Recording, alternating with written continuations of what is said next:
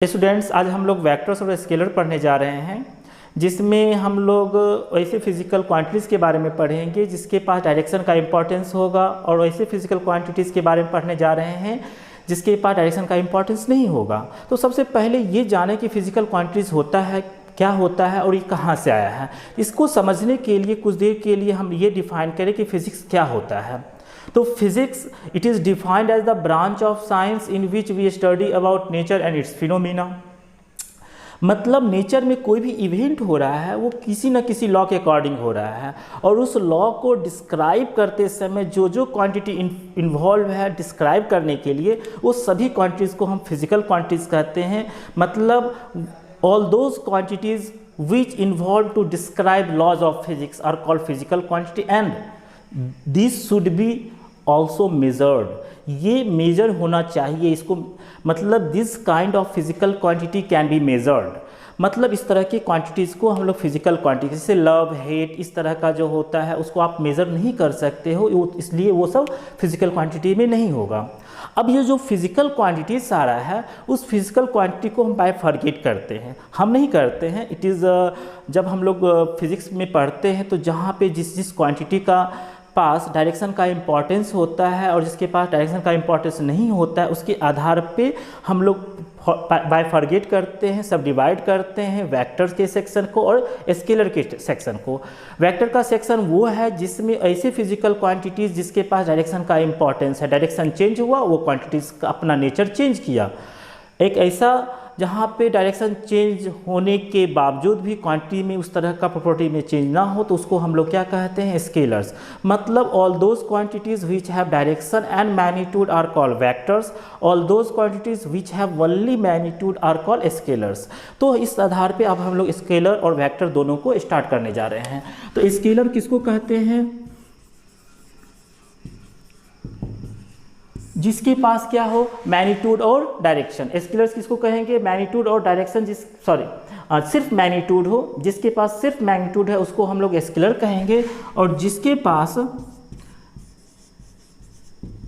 Magnitude और direction दोनों हो, जिसके पास मैग्नीट्यूड और डायरेक्शन दोनों हो, उसको क्या कहेंगे हम लोग? वेक्टर्स। अब जैसे देखिए मास, आप मास को यहाँ पे मेजर कीजिए, 2 मीटर उधर लेके जाइए, नॉर्थ में जाइए, उसके चेंज नहीं होगा। लेकिन जैसे अगर हम किसी ऑब्जेक्ट पे फोर्स इधर लगाएंगे तो वो ऑब्जेक्ट इधर जाएगा, और इस ऑब्जेक्ट को अगर हम इधर फोर्स लगाएंगे तो उसका डिस्प्लेसमेंट इधर होगा।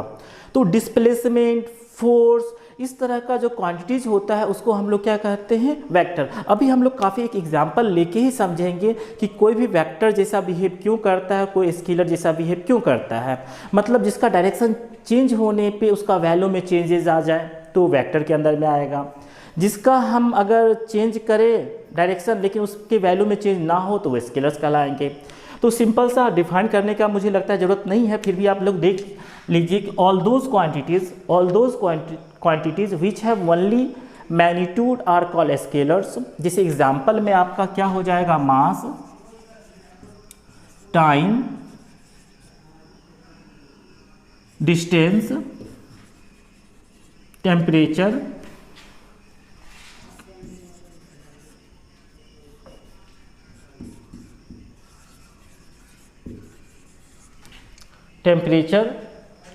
तो ये इस तरह का जो क्वांटिटीज़ है आपका, ये सब क्या है आपका? स्केलर। वेक्टर्स क्या है आपका? सबसे पहले पोजीशन, जो प्राइमरी कह सकते हैं, वो क्या है आपका? Position.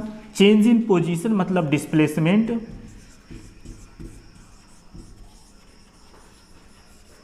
Displacement, velocity, change in velocity per unit time मतलब एक्सेलरेशन,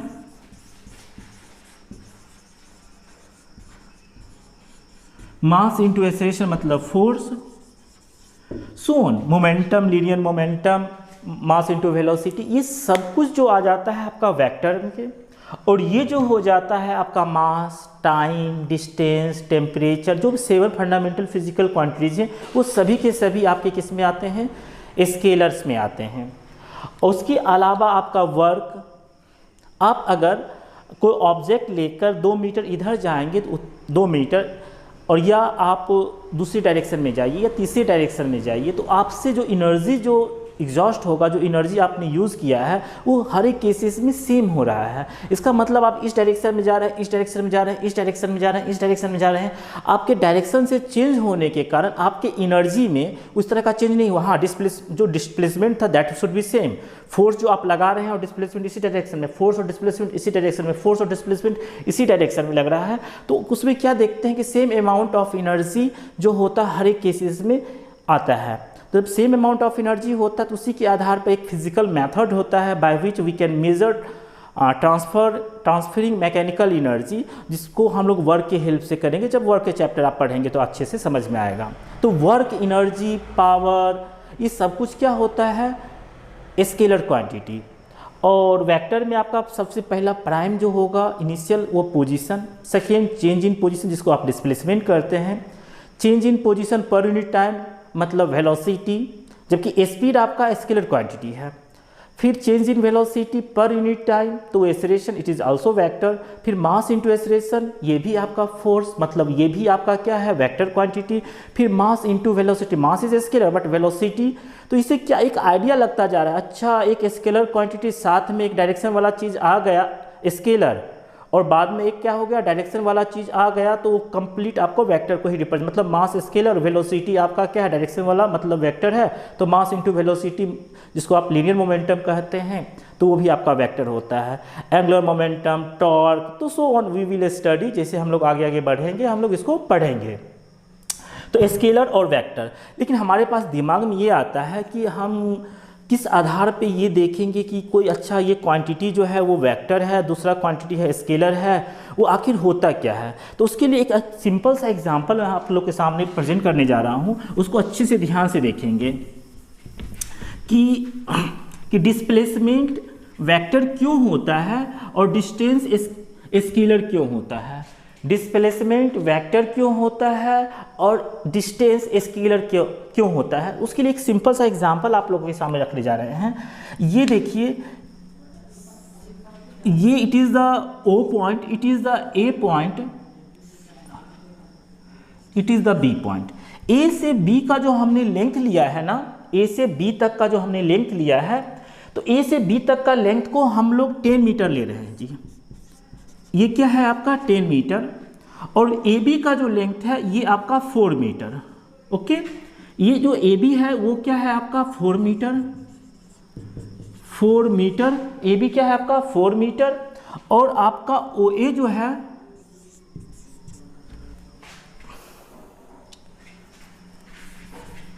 OA जो है वो आपका 10 मीटर, और आपका AB जो है वो आपका कितना है 4 मीटर।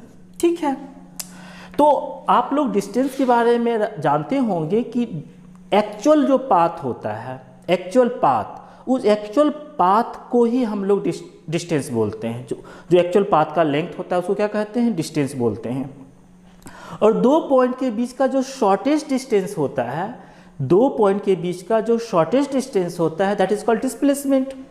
तो अब हम ये देखना चाहते हैं कि डायरेक्शन चेंज करने के कारण जो क्वांटिटी में चेंजेज होगा तो वेक्टर कहलाएगा, और डायरेक्शन को चेंज कर रहे हैं और कोई ऐसा क्वांटिटी जिसमें चेंज नहीं आया स्केलर के अंदर में आएगा, तो हम लोग आप उसी को डिस्क्राइब करने जा रहे हैं कि OA है आपका, ये लेंथ यहाँ से OA आपका कितना है 10 मीटर 10 मीटर, AB कितना है 4 मीटर। तो length of OA plus AB मतलब टोटल जो डिस्टेंस होगा OA 10 और AB आपका 4 मतलब 14 मीटर। यहाँ से यहाँ तक का जो डिस्टेंस कहलाया OA प्लस AB वो कितना है 14।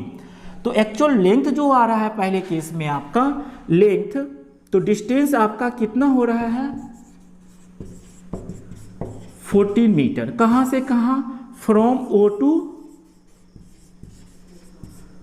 B, वाया क्या है वाया A, O से A से B आपका कितना हो जाएगा 14 मीटर। तो 14 मीटर आपका क्या हो गया जी लेंथ।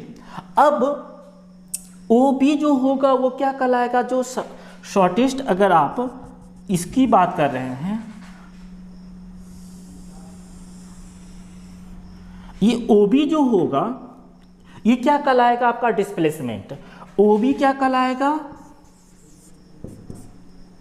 वो क्या कहलाएगा, डिस्प्लेसमेंट। डिस्प्लेस OB जो होगा आपका वो डिस्प्लेसमेंट है। OB ये डिस्प्लेसमेंट है। अब इन ट्रायंगल OAB में तो हम लोग जानते हैं in a triangle sum of two sides, in a triangle sum of two sides is always greater than third side. जो रिमेनिंग थर्ड साइड होता है उससे हमेशा बड़ा होता है सम ऑफ टू साइड्स। तो OA प्लस AB आपका क्या है 14, OA आपका 10 और AB आपका 4, तो 14। इसका मतलब OB का जो वैल्यू अभी दिखाई दे रहा है वो हमेशा 14 से क्या होगा, कम। तो OB इज द डिस्प्लेसमेंट, ठीक। और ये OA प्लस AB आपका कितना हो गया 14। अब हम क्या कर रहे हैं इसमें, OA तो आपका 10 है ही। अब हम जो ये AB है ना वो A के अबाउट B पॉइंट को हम सर्कुलर पाथ पे मूव करा रहे हैं। A के अबाउट B पॉइंट को हम सर्कुलर पाथ पे क्या करा रहे हैं, मूव करा रहे हैं। तो मतलब अगर आप इसको मूव कराएंगे, आप क्या कराए, मूव कराए, तो आप ये जो B है ना अब एक दूसरा लेंथ इस टर्न कराए, दिस इज B1। तो अब देखिए पहला जो पोजीशन था वो B था, पहला पोजीशन जो था वो B, तो OB आपका क्या था, डिस्प्लेसमेंट। और डिस्प्लेसमेंट एग्जैक्ट अभी हम नहीं बता रहे हैं, बाद में फाइंड कर ही लेंगे वैल्यू, लेकिन इतना तो इन्फॉर्मेशन दे सकते हैं कि इट वाज क्या था, लेसर देन 14 मीटर, 14 मीटर से छोटा था, बिकॉज OA और AB का लेंथ जो था वो 14 मीटर था and sum of two sides always greater than third side, remaining जो थर्ड साइड होता है उससे हमेशा क्या होता है, बड़ा होता है। और यही आपका 49 है तो तीसरा तो आपका ऑलरेडी 14 से छोटा होगा। अब क्या होता है कि जब हम इसको OB को हम क्या करें, जो ये 4 मीटर का रेडियस बन गया उसको हम अब रोटेट कराएंगे, तो B से B1 जब पोजीशन आया तो डायरेक्शन तो चेंज हो गया, OA और AB का डायरेक्शन क्या हो गया, जो पहले OB था अब OB1 हो गया। अब इस कंडीशन में अगर आप ये शॉर्टेस्ट डिस्टेंस देखिएगा OB1, क्या देखिएगा OB1, तो जो OB1 डिस्टेंस आपका आ रहा है, OB1 जो डिस्टेंस आ रहा है वो OB1 डिस्टेंस क्या होगा, OB के रिस्पेक्ट में बड़ा आएगा। मतलब OB1 जो है आपका OB1 जो होगा वो ग्रेटर देन क्या होगा, OB। लेकिन अभी भी अगर हम डिस्टेंस की बात करेंगे, एक्चुअल लेंथ की बात करेंगे, तो क्या होगा आपका actual length, OA plus AB1, OA plus AB1 जो होगा अभी भी 10 प्लस 4 14 मीटर ही होगा। मतलब आपने B से B1 पोजीशन चेंज कर दिया तो क्या होगा, एक्चुअल लेंथ में कोई वैल्यू चेंज नहीं हुआ, एक्चुअल लेंथ का वैल्यू चेंज नहीं हुआ, वो 14 मीटर ही रहा। लेकिन OB1 का वैल्यू जो पहले था OB उससे क्या हो गया, बड़ा हो गया। थोड़ा सा पोजीशन फिर से चेंज कीजिए, ये B2 के पास ले आइए। अब आपका OA प्लस AB2 अभी भी 14 मीटर है, लेकिन अभी आपका शॉर्टेज डिस्टेंस मतलब डिस्प्लेसमेंट भी 14 मीटर आ गया। डिस्प्लेसमेंट भी कितना आ गया, 14। मतलब इससे ये क्या हो गया, बड़ा हो गया। मतलब OB1 से अब OB2 क्या है, बड़ा है। अब अगर हम फिर से इधर ले आते हैं B3, तो ये B3 के पास जब आप आते हैं और तब आप शॉर्टेज डिस्टेंस को निकालते हैं तो फिर OB2 से OB3 क्या हो जाएगा, छोटा। लेकिन एक्चुअल लेंथ अभी भी OA प्लस AB3 अभी भी क्या है, 14 मीटर। तो क्या देख रहे हैं इंटायर सिचुएशन में कि अगर आप B का पोजीशन चेंज करते जा रहे हैं, मतलब ये पोजीशन जब आप चेंज करते जा रहे हैं तो एक्चुअल लेंथ में कभी भी चेंज नहीं हुआ, वो 14 मीटर ही रहा।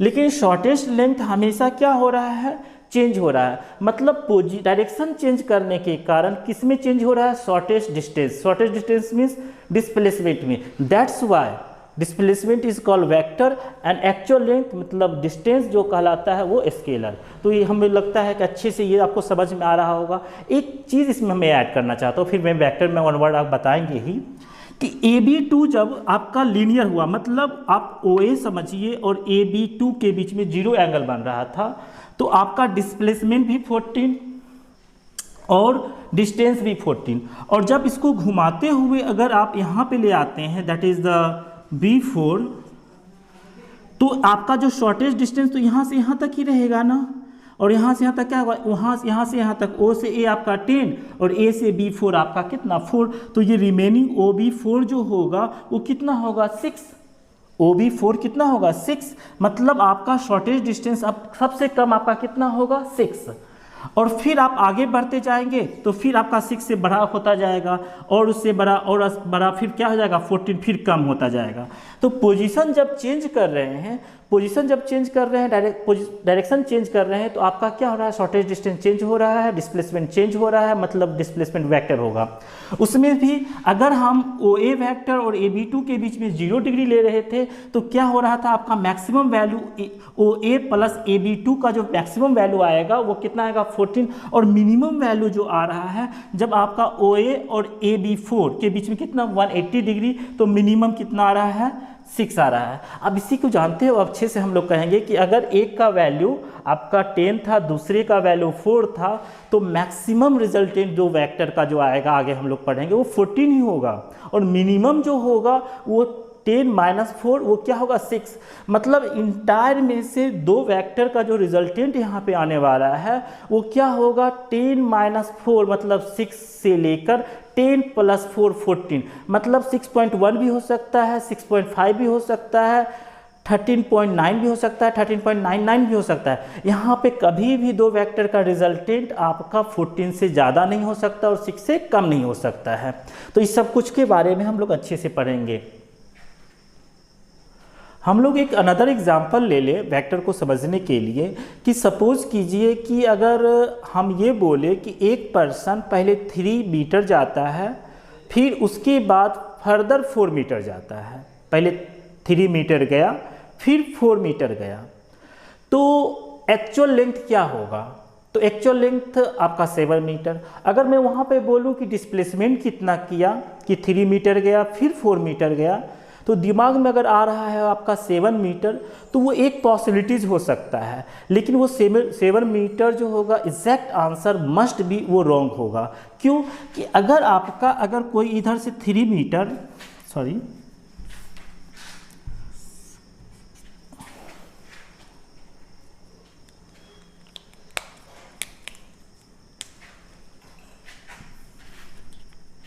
अगर कोई आपका 3 मीटर गया और फिर आपका 4 मीटर इधर आएगा, तो ये 4 मीटर और ये आपका 3 मीटर, तो ये 3 मीटर इधर 4 मीटर इधर, तो एक्चुअल लेंथ तो आपका 7 मीटर हो गया। लेकिन अगर शॉर्टेज लेंथ की बात करेंगे तो ये क्या हो जाएगा आपका, इस केस में ये शॉर्टेज लेंथ आपका 5 मीटर, ये क्या हो जाएगा 5 मीटर अगर ये डायरेक्शन हुआ। लेकिन अगर यही में से 4 मीटर की जगह पर इधर ना जाके ये 4 मीटर इस डायरेक्शन में जाएगा, तो फिर क्या होगा, टोटल डिस्प्लेसमेंट 7 मीटर। नहीं जी, अगर ये आपका यहाँ से जाए और फिर 4 मीटर इधर चला जाए, तो इसका डिस्प्लेसमेंट क्या होगा, यहाँ से इधर गया फिर लौट के इधर आएगा, तो रिमेनिंग आपका 1 मीटर ही क्या होगा डिस्प्लेसमेंट। कितना होगा 1 मीटर ही क्या होगा आपका डिस्प्लेसमेंट। तो क्या देखते हैं कि आप अगर कोई पर्सन 3 मीटर गया फिर 4 मीटर गया, तो हम एग्जैक्ट पोजीशन नहीं बता सकते कि फाइनल उस किस पोजीशन पे होगा। उसके लिए मुझे डायरेक्शन बताना होगा कि 3 मीटर के बाद फिर किस डायरेक्शन में गया, तब जाके आप पोजीशन के बारे में मतलब फाइनल पोजीशन मतलब डिस्प्लेसमेंट के बारे में बता सकते हैं। मतलब आपका डायरेक्शन की ज़रूरत पड़ी, हम लोगों को डायरेक्शन की ज़रूरत पड़ी फाइनल पोजीशन बताने के लिए, डिस्प्लेसमेंट बताने के लिए, इसलिए आप डिस्प्लेसमेंट को वेक्टर कहते हैं। लेकिन टोटल लेंथ बताने के लिए मुझे डायरेक्शन की ज़रूरत नहीं पड़ी, क्योंकि हर एक केस में एक्चुअल लेंथ टोटल डिस्टेंस आपका क्या था 7 मीटर। तो हम लोग वेक्टर को समझने के लिए ये भी एग्जाम्पल लेते हैं। अब हम लोग वेक्टर को रिप्रेजेंट करने के लिए एक सिंबॉलिक रिप्रेजेंटेशन करते हैं। सिंबॉलिक रिप्रेजेंटेशन मतलब हम लोग कैसे दर्शाएं कि ये वेक्टर है। तो क्या करते हैं कि कोई भी लेटर यूज़ करते हैं, उस लेटर के ऊपर पे हम लोग एक एरो लगा देते हैं। या अगर 2 पॉइंट हमें बता रखा है कि एक पॉइंट आपका P है और ये पॉइंट आपका Q है, P से Q की तरफ जाना है, तो हम लोग ऐसे करते हैं। तो ये आपको PQ आप इस तरह से वेक्टर लगाते हो, मतलब P से Q की तरफ। अगर हम QP लिख रहे हैं मतलब इसमें से होता है Q से P की तरफ, तो आप इस तरह से भी वेक्टर को रिप्रेजेंट करते हैं। I कैप मतलब हम लोग आगे पढ़ेंगे यूनिट वेक्टर को रिप्रेजेंट करने के लिए जी कैप के कैप। और एनसीईआरटी में क्या किया गया है कि किसी भी लेटर को बोल्ड अगर किया गया है, मतलब वहाँ पे एनसीईआरटी में बोल्ड लेटर के द्वारा वेक्टर क्वांटिटी को रिप्रेजेंट किया गया है। तो बहुत से बुक में बिल्कुल बोल्ड मतलब इस तरह से रहेगा, एकदम बिल्कुल 2-3 बार एकदम बिल्कुल बोल्ड टाइप का लेटर जो रहेगा, सिर्फ बोल्ड लेटर, एरो नहीं भी रहेगा, तो वो भी क्या करता है, आपका वेक्टर रिप्रेजेंट करता है। लेकिन अभी हम लोग जो करेंगे वो एरो या आई कैप के द्वारा ही यूज़ करेंगे और बोल्ड लेटर का हम यूज़ नहीं करेंगे। लेकिन एनसीईआरटी में आपका बोल्ड लेटर के द्वारा वेक्टर को रिप्रेजेंट किया गया है। अब हम लोग वेक्टर को ग्राफिकल या ज्योमेट्रिक रिप्रेजेंट करेंगे। तो ग्राफिकल रिप्रेजेंटेशन या ज्योमेट्रिक रिप्रेजेंटेशन का मतलब ये होता है कि किसी भी तरह का फिजिकल क्वांटिटीज, किसी भी तरह का, चाहे वो फोर्स हो, वेलोसिटी हो, एक्सेलरेशन हो, quite different kind of physical quantities, torque, ये सभी डिफरेंट तरह का फिजिकल क्वांटिटी, लेकिन सभी फिजिकल क्वांटिटी जो वेक्टर जैसा बिहेव करता है, जिसके पास डायरेक्शन का इंपॉर्टेंस होता है, उस सभी को हम एक स्ट्रेट लाइन, और स्ट्रेट लाइन के एक एंड पे हम लोग एरो का देते हैं और दूसरे पॉइंट को छोड़ देते हैं। जो एरो वाला पार्ट होता है उसको हम लोग हेड बोलते हैं और इसको हम लोग दूसरे वाले पॉइंट को टेल बोलते हैं। मतलब आप इसको टेल बोलते हैं और इसको आप लोग हेड बोलते हैं। उसी तरह से इसका ये पॉइंट टेल कहलाया और ये क्या कहलाया, हेड कहलाया। डायरेक्शन जो होगा वो टेल से हेड की तरफ जो इंक्लिनेशन है उसके अकॉर्डिंग क्या होगा, डायरेक्शन, मतलब इसका डायरेक्शन आपका इधर हो गया। अगर हम इसको ए वेक्टर से रिप्रेजेंट करें, मतलब सिंबॉलिक रिप्रेजेंटेशन है ये, इसको अगर मैं बी वेक्टर से रिप्रेजेंट, ये सिंबॉलिक रिप्रेजेंटेशन था ऊपर पे बी, और ये आपका ज्योमेट्रिक रिप्रेजेंटेशन या ग्राफिकल रिप्रेजेंटेशन। अब एक चीज़ क्या है ना आपका कि ये जो आपका वेक्टर है इसका जो ये लेंथ है यहाँ से यहाँ तक, ये लेंथ जो होगा वो आपका इसका मैग्नीट्यूड, यहाँ से यहाँ तक का ये जो लेंथ होगा इसका क्या कहलाएगा, मैग्नीट्यूड। ये जो इसका लेंथ होगा ये क्या कहलाएगा, आपका b का मैग्नीट्यूड, और ये यहाँ से यहाँ तक का लेंथ आपका जो होगा वो a का मैग्नीट्यूड। तो देखने से ये कह सकते हैं कि if a and b are same kind of physical quantities, मतलब दोनों या तो फोर्स हो या दोनों हम वेलोसिटी हो, दोनों आपका एक्सेलरेशन हो, तो हम कंपेयर करेंगे। वेक्टर तो आपका फोर्स भी होता है, वेलोसिटी भी होता है, लेकिन कंपेयर तो आप same kind of physical quantity को करेंगे। तो अगर सेम काइंड का दोनों फिजिकल क्वांटिटी वेक्टर्स तो है ही, तो सपोज कीजिए ए भी फोर्स है और बी भी आपका फोर्स है, तो इस लेंथ के आधार पे कह सकते हैं कि ए का मैग्नीट्यूड ज़्यादा होगा और बी का मैग्नीट्यूड आपका कम होगा, क्योंकि बी का लेंथ छोटा है और ए का लेंथ क्या है, बड़ा है। तो हम लोग सिंबॉलिक रिप्रेजेंटेशन जो मैग्नीट्यूड को करते हैं, सिंबॉलिक मैग्नीट्यूड को करने के लिए कोई भी वेक्टर है, वेक्टर के दोनों तरफ मॉडुलस लगाते हैं। तो ये क्या बताता है, मैग्नीट्यूड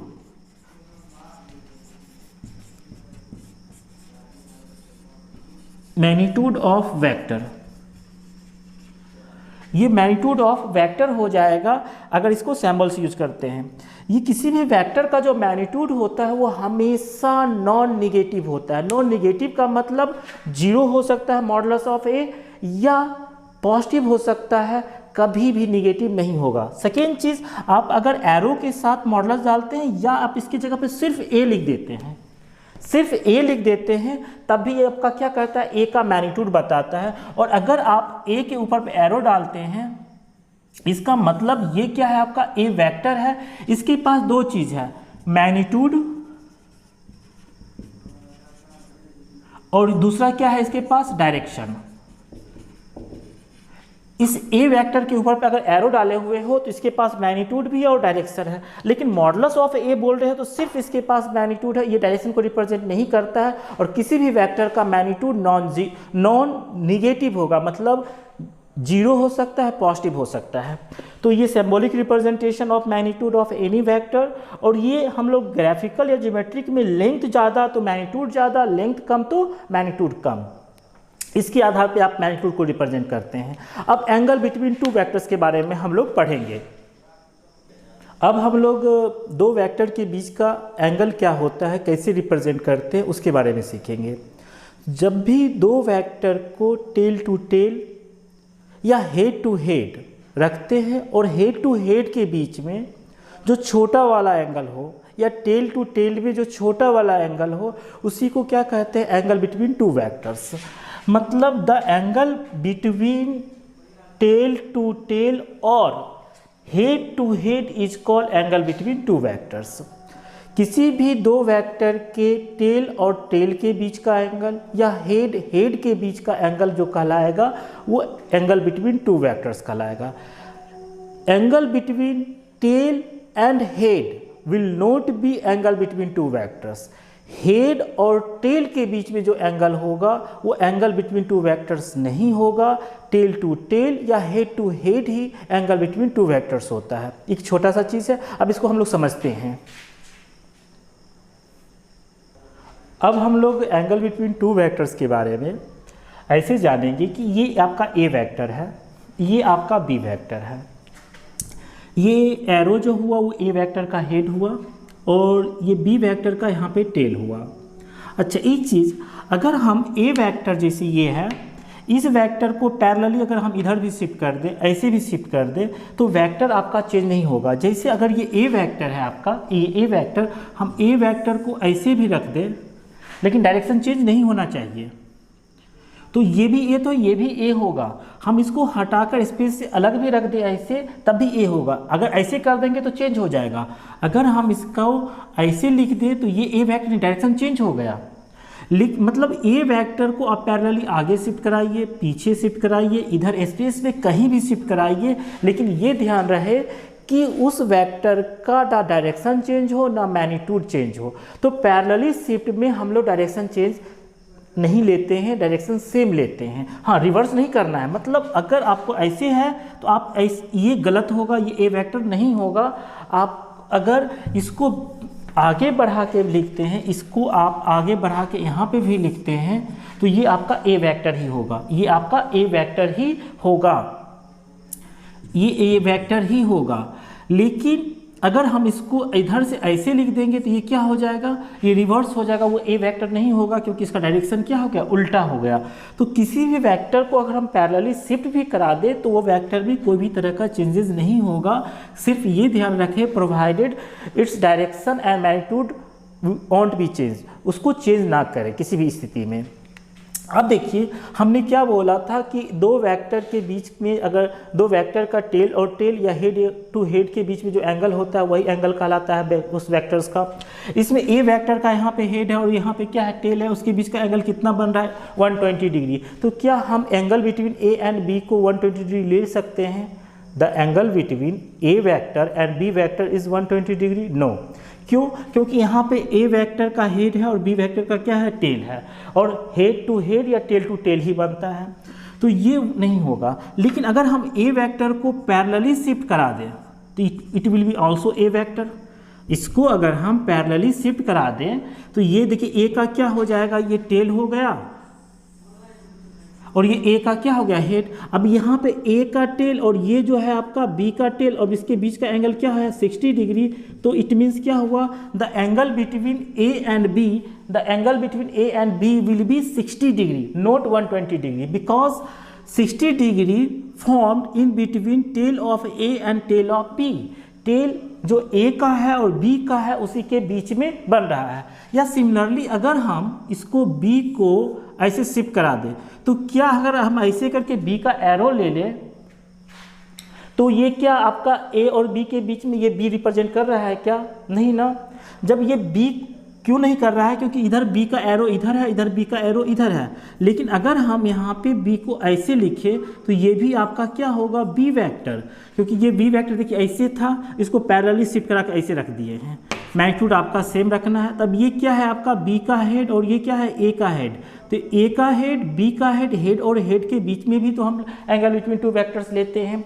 तो ए और ए के बीच में जो ये एंगल होगा तो देखिए 60 डिग्री का अपोजिट एंगल भी तो 60 डिग्री होगा। तो यहाँ पे देखिए आप टेल टू टेल से लीजिए तब भी 60 डिग्री, हेड टू हेड से लीजिए तब भी आपका 60 डिग्री। तो ए और बी के बीच में यहाँ पे एंगल क्या आएगा, 60 डिग्री, 120 डिग्री नहीं आएगा। अब एक हम दूसरा एग्जाम्पल ले रहे हैं, सी और डी के बीच का एंगल क्या होगा, तो ऑलरेडी सी का ये क्या है, टेल है, और ये क्या है, डी का टेल है, तो 37 डिग्री जो बन रहा है एंगल वो टेल टू टेल बन रहा है। It means angle between C and D will be 37 degree, क्योंकि टेल टू टेल बन रहा है, ये 37 ही रहेगा। एक third example, what will be angle between p vector and q vector, what will be angle between p and q। तो यहाँ पे देखिए हेड यहाँ पे हेड है, तो हम तो कैसे बता सकते हैं, नहीं बता पाएंगे। तो इसके लिए एक अदर एग्जांपल देखिए, इसको हम थोड़ा सा रिकंस्ट्रक्ट कर रहे हैं, रीअरेंज कर रहे हैं। तो आपका क्या हो जाएगा कि अगर हम किसी भी वेक्टर को पैरेलली शिफ्ट कराएंगे without changing its direction and magnitude, vector will be same, तो वेक्टर तो सेम रहेगा। तो अगर हम इसके पैरेलल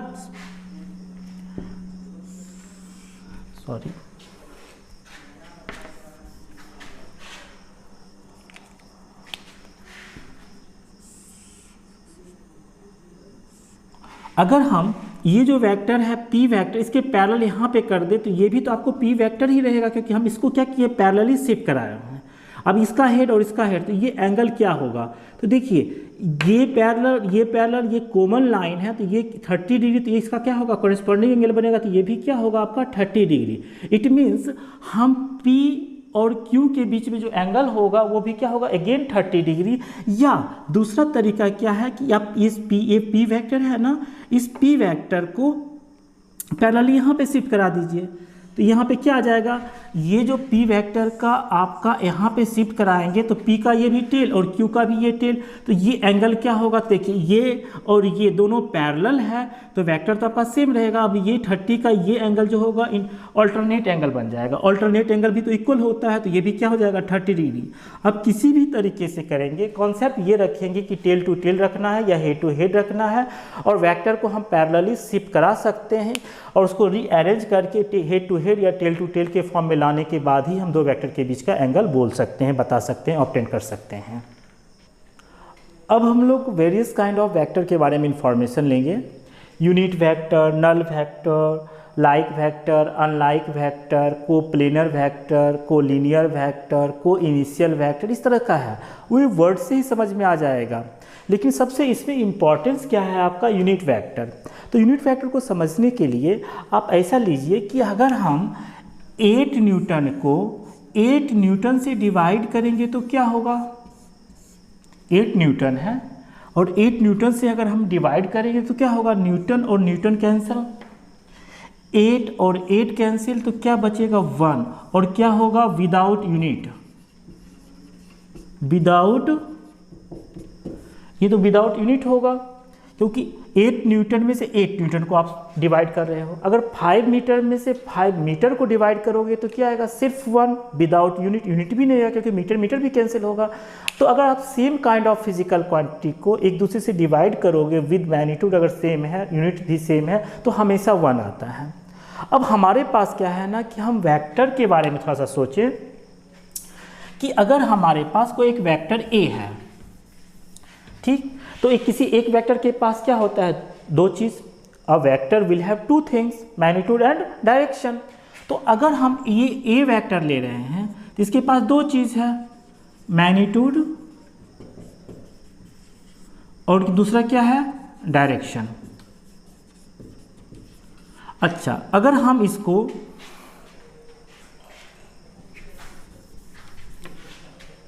इस ए वेक्टर को उसी के मैग्नीट्यूड से डिवाइड कर दें, तो इसके पास तो सिर्फ मैग्नीट्यूड है, ये ए का क्या है, मैग्नीट्यूड नीचे वाला जो डिनोमिनेटर के प्लेस पे है, और ए जो न्यूमरेटर के प्लेस पे है क्या, वो वेक्टर के फॉर्म में, मतलब इसके पास 2 चीज़ है, मैग्नीट्यूड एंड डायरेक्शन। लेकिन ए के पास जितना मैग्नीट्यूड है तो मॉडुलस ऑफ ए भी तो उतना ही मैग्नीट्यूड है, जो ए के पास यूनिट है तो ये भी तो उसके पास उतना ही यूनिट है। सपोज कीजिए ए जो है वो वेलोसिटी वेक्टर है, कोई वेलोसिटी को रिप्रेजेंट कर रहा है, और 10 मीटर पर सेकेंड नॉर्थ की तरफ अगर ये इन्फॉर्मेशन है ए वेक्टर के लिए, तो इसका मतलब इसका मैग्नीट्यूड क्या हुआ, 10 मीटर पर सेकेंड, किस डायरेक्शन में, तो नॉर्थ की डायरेक्शन में।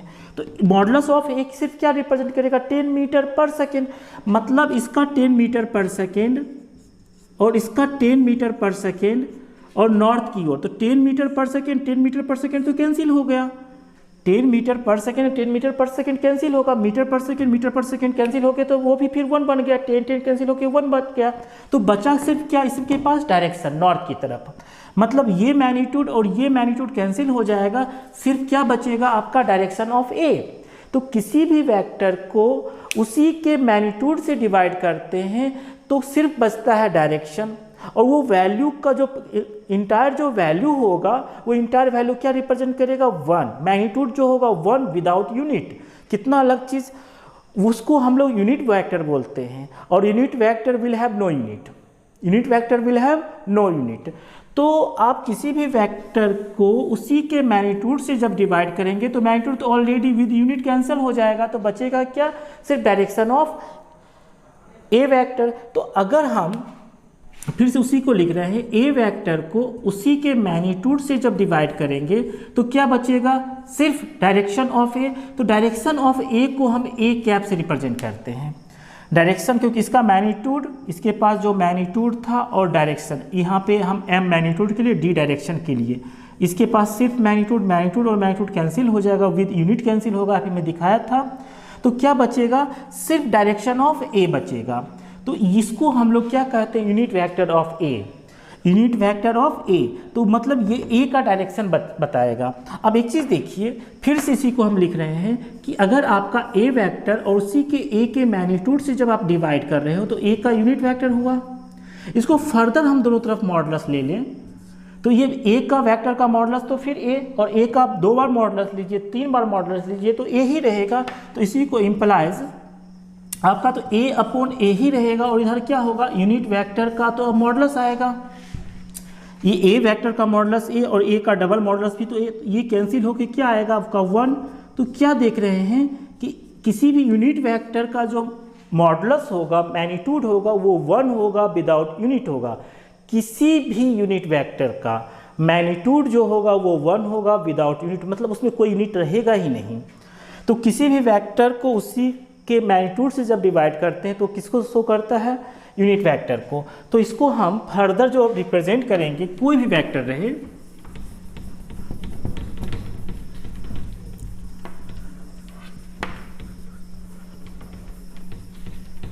जैसे अगर हम p वेक्टर ले रहे हैं, p वेक्टर के उसी के मैग्नीट्यूड से रिप्रेजेंट करेंगे तो ये क्या बताएगा, p का कैप। इसको इधर ले जाइएगा तो p वेक्टर, p का मैग्नीट्यूड, हम इसको इस साइड ले जाने के लिए t का, और p का यूनिट वेक्टर। कितना अच्छा चीज़, ये जो है ना मैग्नीट्यूड और डायरेक्शन दोनों को इन्वॉल्व किए हुए हैं, इंक्लूड किए हुए हैं इसके पास, मैग्नीट्यूड और डायरेक्शन।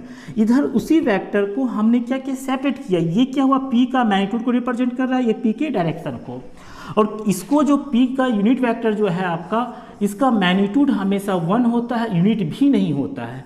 ये छोटा सा इन्फॉर्मेशन आप रखेंगे। अब इससे अच्छा क्या हुआ कि किसी भी वेक्टर को रिप्रेजेंट करने का एक तरीका है, मतलब स्प्लिट फॉर्म में कह सकते हैं, उसके मैग्नीट्यूड और उसके डायरेक्शन के फॉर्म में। ये मतलब अगर कोई इधर जा रहा है और इसका मैग्नीट्यूड 4 है यूनिट, और इस डायरेक्शन को हम लोग आई कैप लेते हैं, ये एक्स एक्सिस, तो इस वेक्टर को रिप्रेजेंट करने के लिए आप क्या करेंगे, 4i कैप, 4i कैप। तो 4i कैप क्या होगा आपका कि 4 यहाँ से यहाँ तक का मैग्नीट्यूड बताया, और डायरेक्शन किधर है, इस डायरेक्शन में, तो ये आई जो है वो सिर्फ डायरेक्शन बता रहा है, और it is the unit vector. तो हम लोग वेरियस सिंबॉलिक रिप्रेजेंटेशन करते हैं यूनिट वेक्टर को अकॉर्डिंग टू कार्टेशियन एक्सिस। तो कार्टेशियन एक्सिस जैसे X axis, Y axis, Z axis लेते हैं, तो एक्स एक्सिस को के तरफ यूनिट वेक्टर जो होता है वो आई होता है, वाई एक्सिस की तरफ जो यूनिट वेक्टर होता है वो जे कैप होता है, और जो आपका जेड एक्सिस की तरफ होता है वो के कैप होता है। तो आप यहाँ पे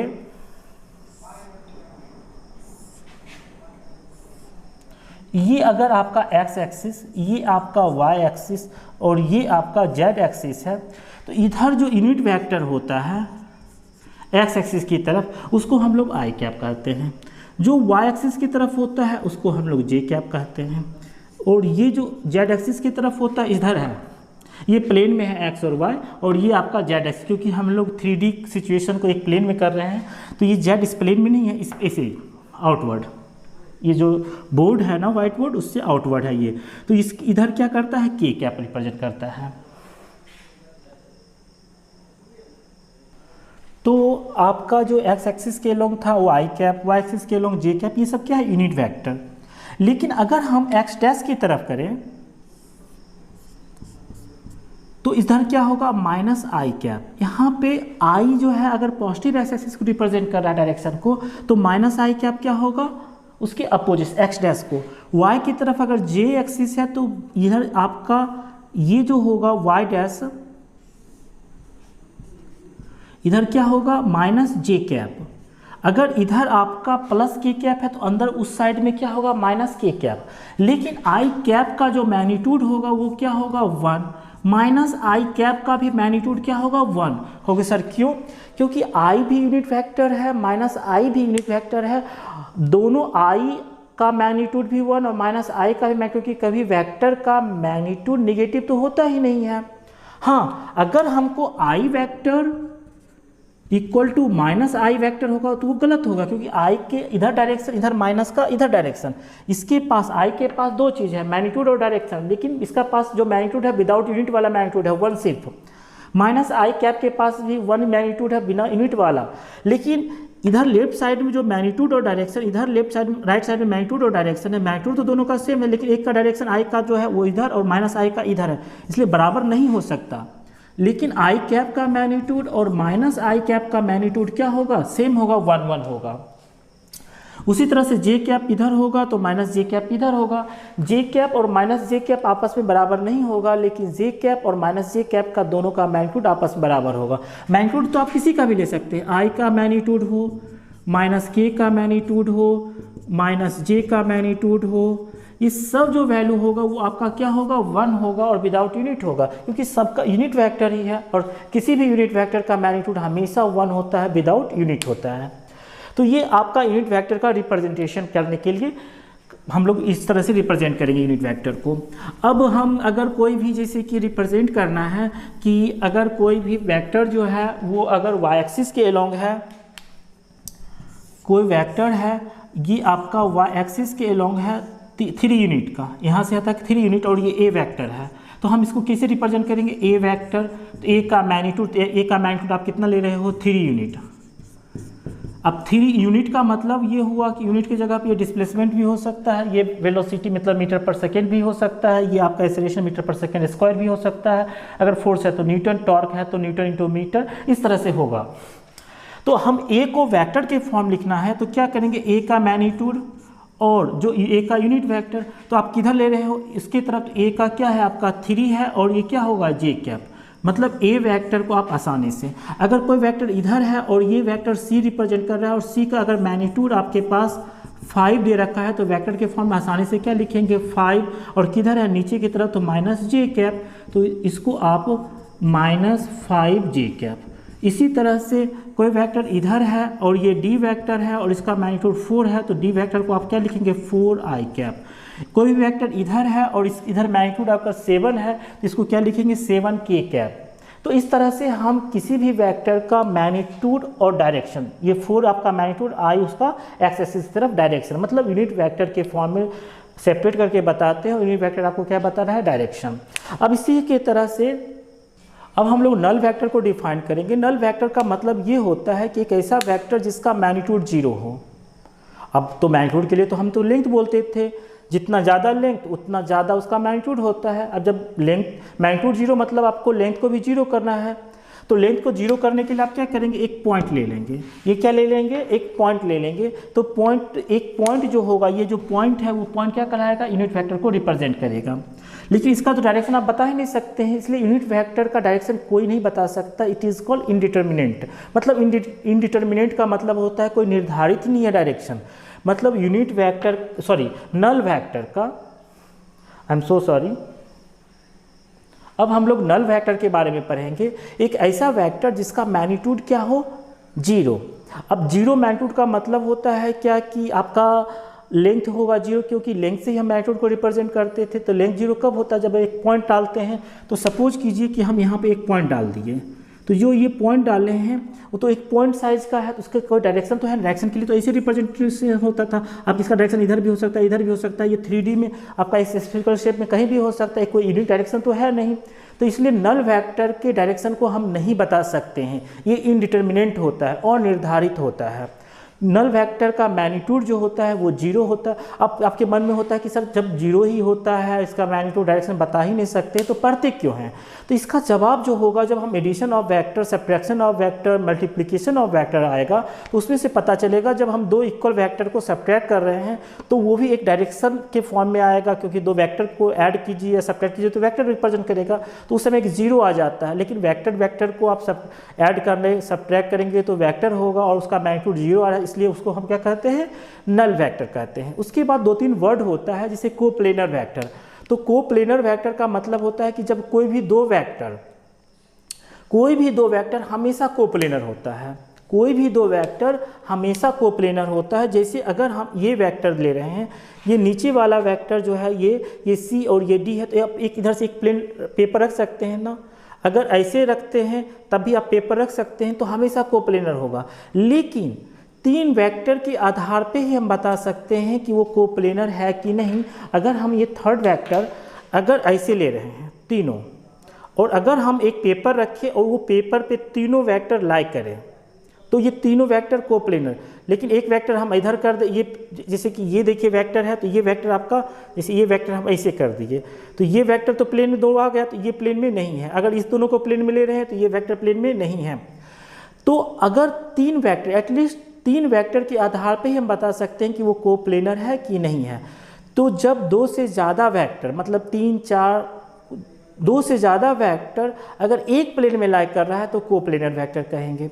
अब को इनिशियल वेक्टर का मतलब एक पॉइंट हो और एक ही पॉइंट से बहुत सा वेक्टर निकले, तो इसको क्या कहते हैं? को इनिशियल वेक्टर।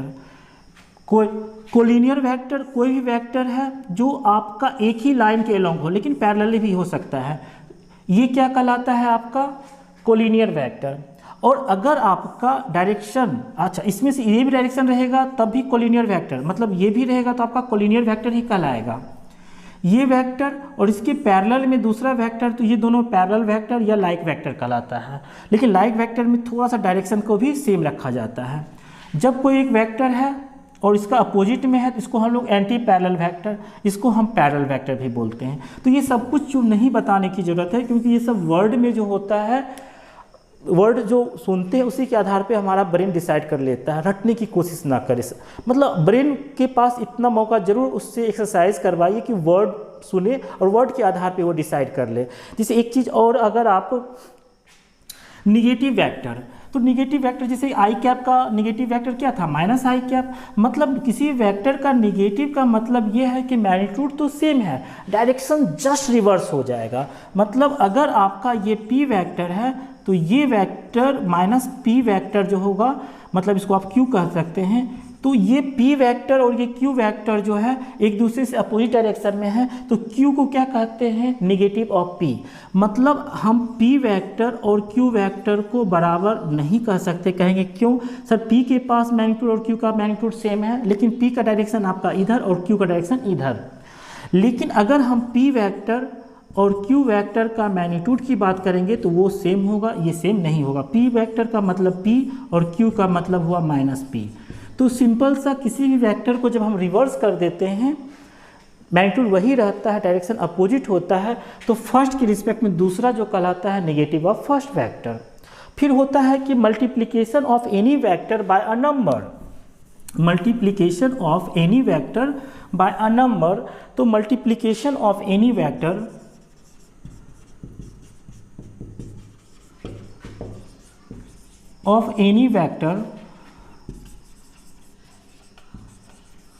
बाय नंबर या स्केलर भी बोल सकते हैं। तो क्या होता है कि जैसे कि ये अगर आपका ए वेक्टर है और इसको मैं 2 से गुना कर दें, किससे? 2 से मल्टीप्लाई कर दें, तो इसका मैग्नीट्यूड जो होगा, इसका जो मैग्नीट्यूड होगा वो 2 गुना हो जाएगा, ये 2a वेक्टर। और डायरेक्शन आपका क्या है? सेम। मतलब आपका अगर हम ये वेक्टर ए है, इसको 2 से अगर मल्टीप्लाई किए तो मैग्नीट्यूड आपका क्या होगा? 2 गुना और डायरेक्शन सेम। लेकिन यहीं पे अगर हम यहीं पे ए को अगर हम -2 से मल्टीप्लाई करेंगे तो डायरेक्शन क्या हो जाएगा? रिवर्स हो जाएगा। मतलब a को -2 से मल्टीप्लाई करेंगे तो डायरेक्शन क्या होगा, अपोजिट, लेकिन मैग्नीट्यूड क्या हो जाएगा, 2a ही रहेगा। तो किसी भी वेक्टर को नंबर से जब मल्टीप्लाई करते हैं तो वेक्टर ही होता है, और नंबर के आधार पे उसका मैग्नीट्यूड कितना टाइम्स, ज़्यादा कम, नेगेटिव कर देंगे तो रिवर्स, 0 से मल्टीप्लाई कर देंगे तो 0 वेक्टर। तो ये सब multiplication of vector, like vector, unlike vector, parallel vector, unparalleled vector, planar vector मतलब कोप्लेनर वेक्टर, ये सब कुछ छोटे से वर्ड सुनिए, उसके आधार पे आप लोग डिसाइड कर लीजिए, और ब्रेन को कम से कम इतना एक्सरसाइज करने दीजिए। ऐसा नहीं कि रट ले, अच्छे इसको नोटबुक में बना रहे हैं, अच्छे से डिसाइड कर रहे हैं, सब बिल्कुल नहीं करें। हम लोग बिल्कुल ब्रेन को जितना संभव हो एक्सरसाइज करेंगे तो क्या होगा कि एक एक छोटे छोटे से कॉन्सेप्ट को हम लोग उसमें ऑपरेशन के फॉर्म में ब्रेन को एक्सरसाइज कर करके हम लोग आसानी से समझ लेंगे। अब हम लोग एक एग्जाम्पल ले रहे हैं कि एक आपका ए ब्लॉक है, उस पे ना 3 न्यूटन का फोर्स ऊपर की तरफ, हम उसको F1 वेक्टर से रिप्रेजेंट कर रहे हैं। तो जब अकेला ए ब्लॉक पे F1 वेक्टर लगेगा तो वो क्या होगा, ये ब्लॉक बिल्कुल सीधे से इधर जाएगा, क्योंकि अगर ये कोई पार्टिकल रेस्ट पे है, पहले कोई और ब्लॉक जो है वो रेस्ट पे है, तो रेस्ट पे जब वो ब्लॉक रहता है तो उस पर जिधर फोर्स आप लगाएंगे तो उसी डायरेक्शन में मूव करेगा। हम क्या मेंशन कर रहे हैं, अगर इनिशियल ऑब्जेक्ट रेस्ट पे रहे, पहले से हम मोशन की बात नहीं कर रहे हैं, तो अगर ये ए रेस्ट पे है और 3 न्यूटन का फोर्स इधर लगा तो ये किधर जाएगा, ऊपर की तरफ। फिर उसी ब्लॉक पे, वही सेम ब्लॉक पे अगर 4 न्यूटन का फोर्स इधर लगे तो ये ब्लॉक किधर जाएगा, इस डायरेक्शन में जाएगा। तो जब अकेला 3 न्यूटन का फोर्स लगा तो ये सीधे गया, जब 4 न्यूटन का फोर्स इधर लगा तो ये इधर जाएगा, और कम ही समय में ये ज़्यादा एक्सेलरेट करके जाएगा, मतलब इसके पास एक्सेलरेशन ज़्यादा होगा, इस केस में एक्सेलरेशन कम होगा। सेम टाइम इधर का डिस्प्लेसमेंट ज़्यादा होगा, इधर का डिस्प्लेसमेंट कम होगा। अब हम थर्ड, ये पहला केस था जब 3 न्यूटन का लग रहा था, ये सेकेंड केस था जब अकेला F2 फोर्स लग रहा था 4 न्यूटन का। अब एक साथ F1 भी लग रहा है और F2 भी लग रहा है। अब ब्लॉक किधर जाए, इधर जाएगा नहीं, क्योंकि इधर भी तो लग रहा है, तो इधर भी जाए। मतलब एक ही समय में जो केस यहाँ पे सपोज कीजिए कि 1 सेकेंड में ये ब्लॉक इतना दूरी आया और इसमें से 1 सेकेंड में इतना दूरी आया, ठीक है ना, इधर आपका इतना और ये इतना, मतलब 1 सेकेंड में इस ब्लॉक को यहाँ पे भी जाना है और इस ब्लॉक को यहाँ पे भी जाना है। मतलब ब्लॉक के जो सिचुएशन होगा वो क्या होगा आपका कि इस तरह के डायरेक्शन में आपको इस तरह से जाएगा ये कि ना इधर जाएगा ना इधर जाएगा, वो बिल्कुल इसके इंटरमीडिएट में से ये बीच से कहीं से निकलेगा।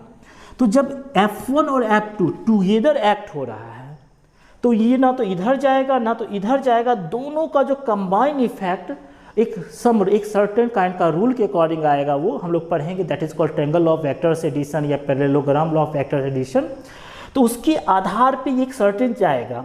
तो उसमें क्या होता है ना कि यहाँ पे हम लोग जो एक graphical representation with help of vector find करेंगे और एक्सपेरिमेंट में करेंगे तो हम लोग सेम पाएंगे। तो हमें अब ये फ़ायदा होगा कि why do we study vectors. तो वेक्टर से फ़ायदा ये होगा कि हम लोग जितने भी एक्सपेरिमेंटल ऑब्जर्वेशन करेंगे ऐसे फिजिकल क्वांटिटीज जिसमें सभी वेक्टर क्वांटिटीज़ हो और बाद में वो फाइंड आउट करके भी वेक्टर को शो कर रहा हो, तो वो सारा एक्सपेरिमेंटल ऑब्जर्वेशन की जगह हम छोटा सा ग्राफिकल रिप्रेजेंटेशन से रिजल्ट लाएंगे और उसको जब हम एक्सपेरिमेंटल ऑब्जर्वेशन से करेंगे तो सेम मैच रिजल्ट करेगा। तो हम इंटायर एक्सपेरिमेंट्स का इंफॉर्मेशन हम लोग क्या कर लेंगे, इस वेक्टर के हेल्प से अगर हम वेक्टर का एडिशन सीख लेंगे तो सारा इंफॉर्मेशन आसानी से पता चल जाएगा। तो अब हम लोग वेक्टर्स का एडिशन, जिसमें से triangle law of vector addition, parallelogram law of vector addition